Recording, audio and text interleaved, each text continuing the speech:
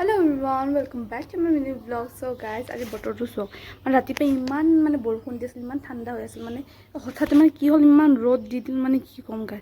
এতিয়াবা মই স্কুটিখন বা নিব পাৰো নে নোৱাৰো নাজানো, ইমান বোকা হৈ গৈছে আৰু আমাৰ ৰাস্তাখিনি বহুত বেয়া, মানে কাৰণে চাও কি হয়, ৰিস্ক ল'ব লাগিব গাইছ, খোজকাঢ়ি যাব ইচ্ছা নাই ইমান ৰ'দত গাইছ। So let's go guys. যেহেতু মই কোৱা নাই আজি মই ক'ত যাব ওলাইছোঁ, আজি মই ভণ্টি আৰু ভাইটি এডমিশ্যন কৰিবৰ কাৰণে যাব ওলাইছোঁ, আৰু যিহেতু পাপা বিজি আছিল চ' মোকে কৈছিল এডমিশ্যনটো লৈ আহ।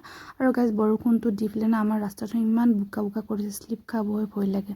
চ' আমি ফাৰ্ষ্টতে গ'লোঁ স্কুলত ভাইটিৰ এডমিশ্যনটো কৰিবৰ কাৰণে, তাতেও বহুত ভিৰ আছিল, যিহেতু এডমিশ্যন ল'ব আহি আছিল চবে।